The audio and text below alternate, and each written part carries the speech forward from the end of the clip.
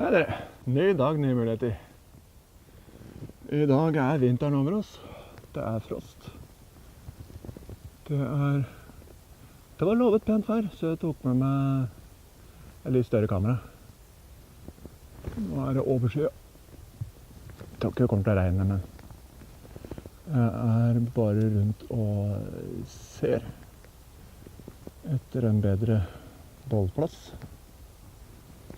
Det mindre folk, mindre trafikk, litt mer stille. Det betyr at man går seg skikkelig bort, som mange vil si. Men jeg har gått turorientering en del. Det jo kunsten å gå seg bort og fortsatt vite hvor man Så jeg vet omtrent hvor jeg Det går nok bra. Jeg leter videre. Kanskje jeg finner noe snart. Jeg begynner å nærme meg, tror jeg. Jeg begynner å nærme meg målet og bare finne plassen. Det en vei som går ned der? Kan hende. Man finner ut av det. Ok. Her det godt før. Denne veien her tror jeg kjenner. Det en av hovedinnfartsårene til en speiderleir borte her. Det derfor den så bred. Det egentlig en sti. Men det kan være fint. Det jeg trenger et sted som beskyttet mot veitrafikk. Ikke for mye fly. Ikke for mye mennesker som går. Jeg lurer på hva all verden fyren jeg holder på med kamera alt. Hvis man skal ha sånne prosjekter, så det greit å vite hva man gjør, og da man må orientere seg. Dette en orienteringstur. Og så har jeg tenkt å prøve den gassen jeg har på gassbrenneren i noen kuldegrader. Ikke noe verre enn det. Ikke noe bål i dag. Her kanskje. Fint og åpent område.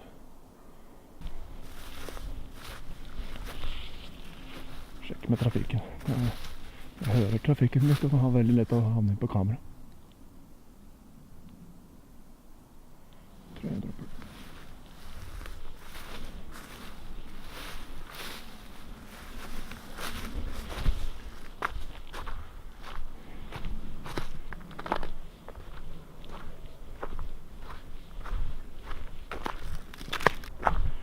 Jeg må ned i døren. Det åsen her. Blokkerer for veitrafikken.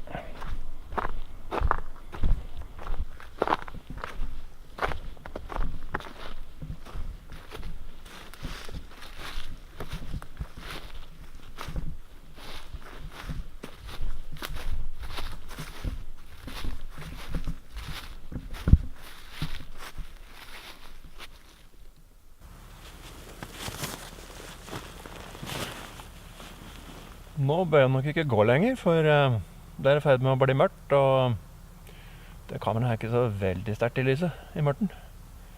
Jeg må lyse opp meg selv. Jeg ser, men jeg hadde tenkt å koke meg litt middag. Gassbrenner. Teste ut den. Jeg ser ikke uten lys så veldig mye lenger, altså. Jeg har klær som man tar på seg når det blir kaldt. Jeg har en god del klær, så jeg skal nok ikke lide, men ja, vi får se hvordan det blir. Jeg har ladestasjon i kartmappa, så den går inn under grenseren. Det blir litt tjukt under her. For det en ting som sikkert, den mobilen holder ikke særlig lenge i den kulden, og det litt dårlig batteri. Vi fortsetter. Jeg tar på meg bålkappa også. Det et minne fra den gangen jeg var speidergutt. Og den har blitt med meg. Den utrolig praktisk. Jeg lurer på om jeg skal lage en ny, egentlig. Større utgave. Kanskje heldekkende. Det rett og slett hull i midten. Og så ullklede rundt.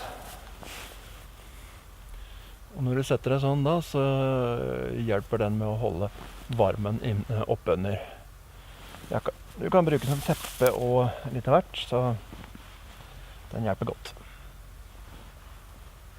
Skinnlue må jeg også ha på meg. Det jeg fikk av søstera mi. Ekte kaninskinn. Og har en ulldue under der igjen. Stikkelue. Så det utrolig godt og varmt. Når du skal sove, så kan du dra ned den flappen også. Her har du... Her kan du åpne opp for å høre litt bedre.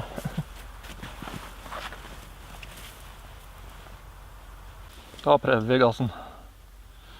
Det gassboks jeg kjøpt, pakketilbud på Army Shop. 3 bokser. Og så skriver jeg ned hvor mye jeg tømmer den. Jeg veier den på vekta. Trekker fra 150 gram for selve boksen. Og så det hvor mye gram omtrent det renner gass. Så det brenneren. Jeg skulle gjerne hatt kamera i en sånn kjele også. Men den liker jeg beskytte litt. Den ikke dyr. Den kostet under 100-lappen. På eBay fra Kina.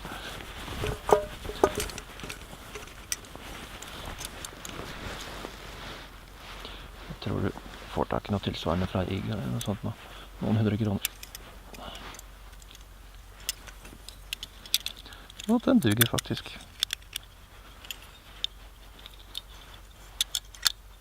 Ikke helt patent. Men poenget du behøver ikke betale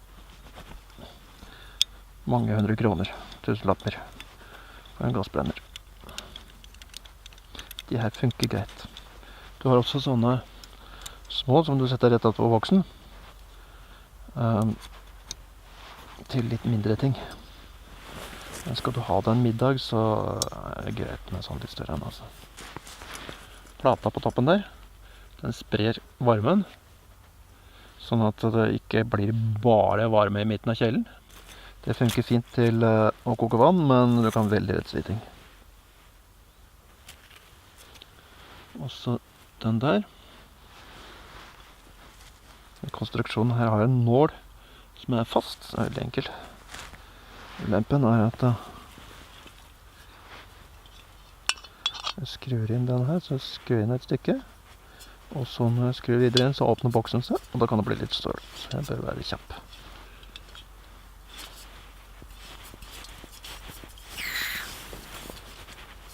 Ikke den letteste, men helt grei. Skal vi se, halv vann her. Den går jo bekk ned i høl. Sånn myrhøl nede i dalen her.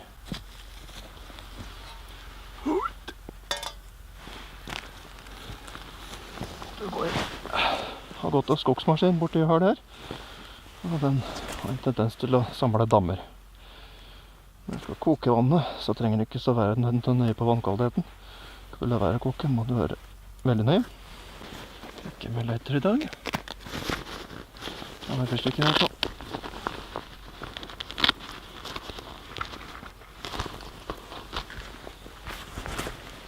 Alltid ha noe i bakhånd.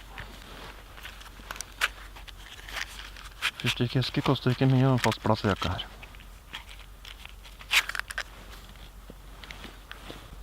Leiter koster heller ikke mye, men det i ferd med å bli vinter, og da leiter litt vanskelig.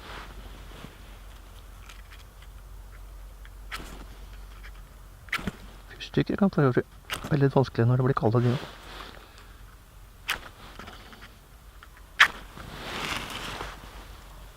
Ikke så ille som leiter.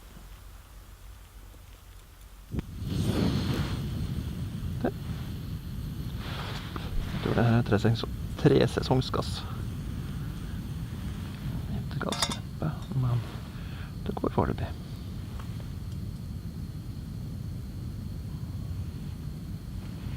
Jeg setter den litt inntil. Da kan den gjerne litt varme av. Det er ikke noe å gjøre på sommeren. Men det største problemet er at boksen fryser. Så tenker jeg det ikke er så gærent. Og så panna som lokk.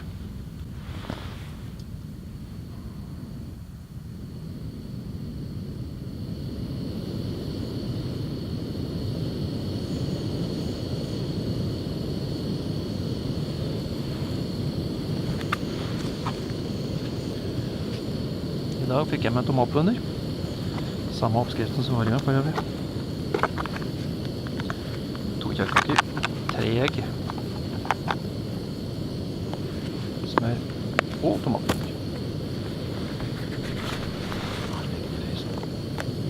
Da vet jeg ikke grilla i sommer. Og kjøttkake er den raske varianten. En vindskjerm kan også være greit å ha. Jeg bruker den her. Både når du lager bål, og jeg kan pakke ut. Både når du lager bål, og når du brenner gass. Nå er det vindstille. Når det blåser opp, så er det utrolig hvor fort varmen forsvinner. Det kan brette ut. Så legger du rundt.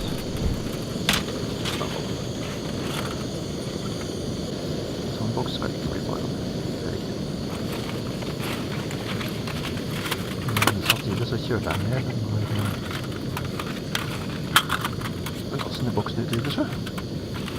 Nå er det noe jeg burde få litt. Folk selger bokser til egg i, men det har jeg ikke helt sansen for. Det jeg gjør, det er jeg tar en vanlig boks og får med dopapir.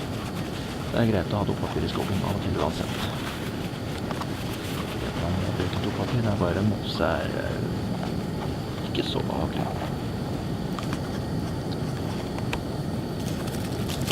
Og en pakke smør. Da tar vi her.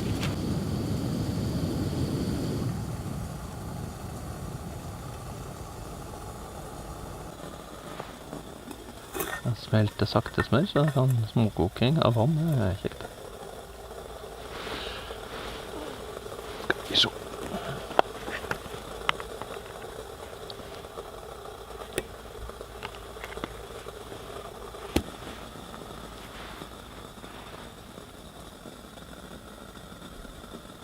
Etter oppskriften vann som du ikke er sikker på, koke sånn som det her i minst 3 minutter.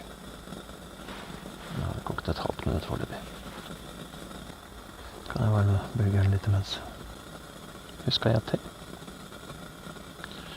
Igjen. Da tror jeg vannet er ferdigkokt, og tar av den.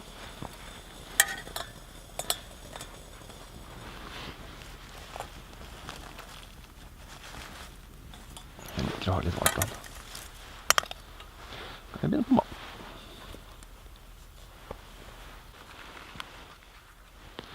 Og det viktigste man har å hente på sånn tur, det er orden.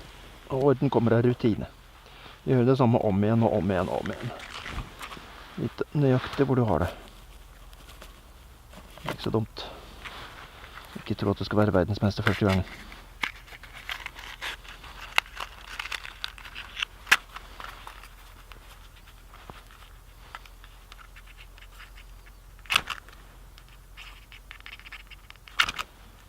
Fyrstikesken her for eksempel.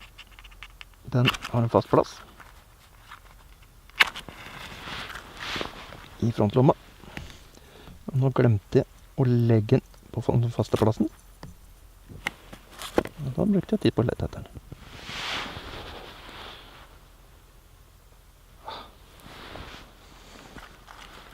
Hadde jeg gått fra her nå, så kunne jeg gått fra hele fyrstikesken.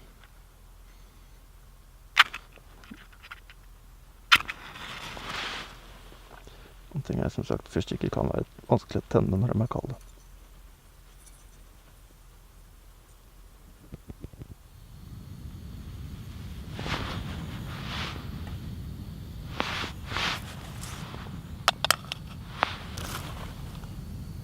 Er boksen litt kald, da setter jeg den nærmere. Jeg måtte sette opp veldig mye gass for at den skulle brenne. Det kan kanskje ha litt å gjøre med at gassboksen er snart tom også. Vi skal klare oss. Om det så blir så er rødsprit i bakhånd, ja. En liten rødspritbrenner kan være veldig gøy, ja. Trenger egentlig bare å sette den opp mellom noen steiner og sånn, så funker det. Den kan også være vanskelig å få fyr på når det er kaldt, men da kan du bruke lunte. Litt av papir her eller sånt. Selv alkohol er kaldt nok. Det oppfører seg som det var olje. Samme veke.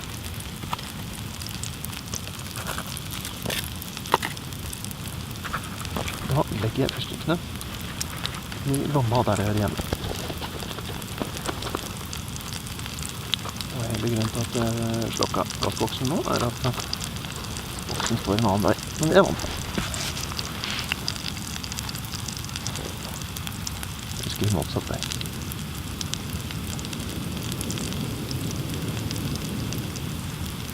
Det er også en vane. Man får opplevelser nok i skogen uansett, for alt går ikke som man tenker seg. Det er greit å ha kjøkken i nærheten. Å, jeg glemte visst koppen. Bare gå og hente. Det er ikke så lett som det er 2 kilometer unna. Det må man oppleve litt av hvert. Kniven er fast plass, og den kan brukes til mye.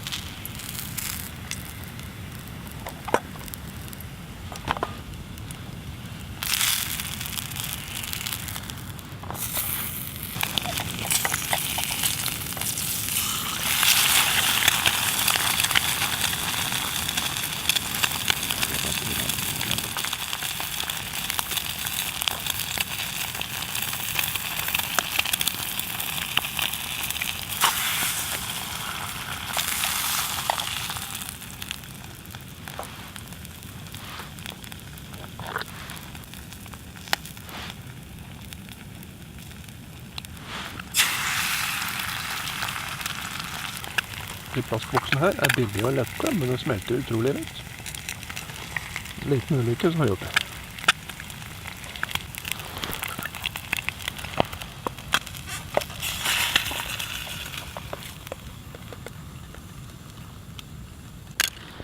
Tomaten.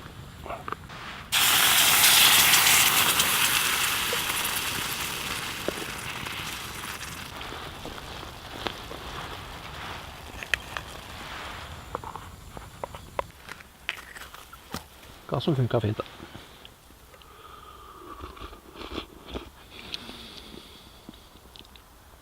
Ok, bytta batteri. Pakke sammen.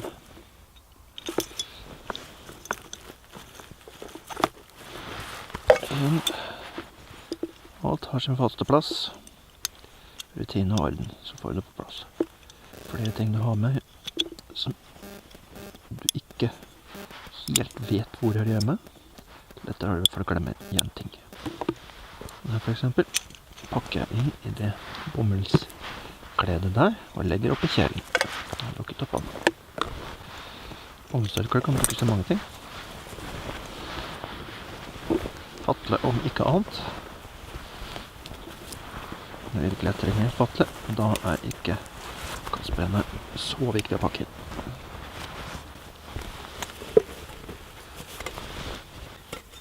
Panna er vel. Jeg vasker når jeg kommer hjem. Skal du flere dagers tur, så må du vaske. Det er egentlig fristet til å gjøre det. Men